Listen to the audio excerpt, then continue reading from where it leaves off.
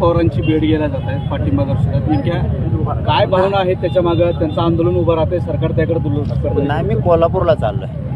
जाताना शेतकऱ्याचं आंदोलन आहे, आपण भेटलं पाहिजे. बांधवांचे सगळ्या फोन पण आले होते, त्यांचे पण आले होते की शेतकऱ्यांच्या संदर्भातलं आंदोलन आहे.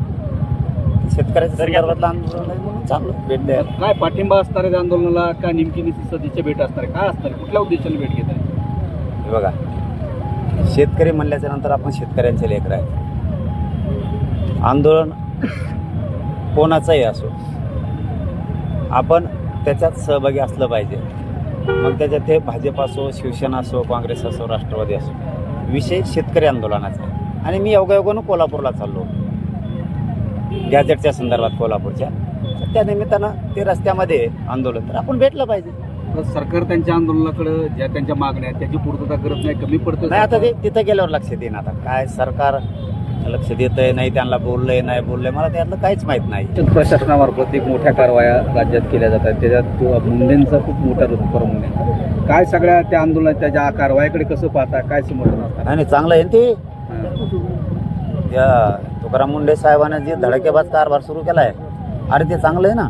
शेतकऱ्याच्या दुधाला, मालाला भाव येणार आहे त्याच्यामुळे. कारण भेसळ बंद झाली की दुधाचे भाव वाढणार आहे, म्हणजे शेतकऱ्याचाच फायदा होणार आहे. पण सरकारला एक सांगणं आहे, त्यांची बदलीचे लफडे आता जरा बंद करा.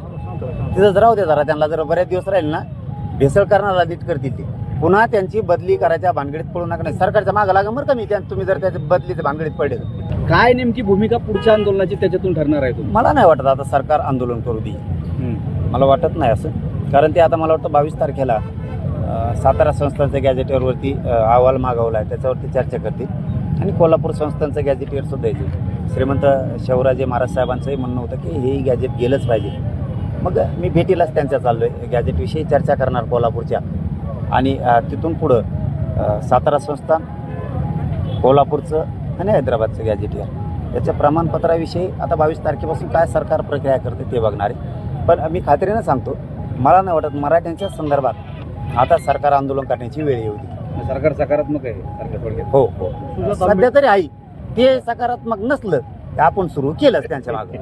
आजच नाही तर मी प्रत्येक वेळेस बोलतो, शेतकऱ्याची कर्जमाफी नाही तर कर्जमुक्ती झाली पाहिजे कायमची, एकदाची.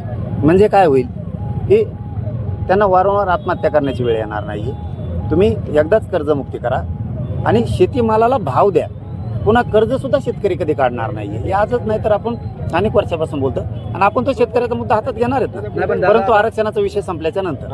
कर्जमाफी झालेली आहे, त्याच्यावर तुमचं काय म्हणणं? त्याच्यावर समाधानी आहात का तुम्ही? सरकारने मी समाधानी राहून काय करू? शेतकरी पुत्र म्हणून नाही, शेतकरी कुठला समाधानी राहणार आहे साहेब? तिथं मालाला भाव नाही आहे, ते माल फेकून द्यायची वेळ आली रस्त्यावरती.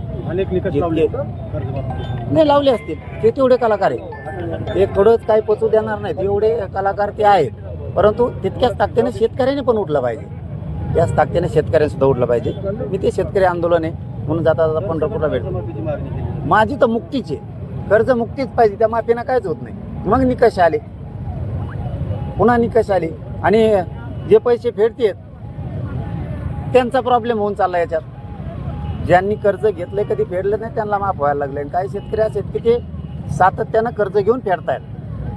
त्यांचं काय? सरकारला काही बोलणार आहे का तुम्ही, काही सांगणार आहे का? कर्जमाफी नेमकी अशी असली पाहिजे किंवा अशी करा. नाही, मी ते जी आर वाचल्याच्या नंतर बोलन. बघा, मी मीडियाला तुम्हाला माहिती आहे कधी खोटं बोलत नाही, ते वाचलंच नाही. काही शेतकऱ्याचं आंदोलन आपण गेलं पाहिजे. आपण शेतकऱ्याचे लेकर आहेत म्हणून आपण जाताना तिथं कोल्हापूरला जाताना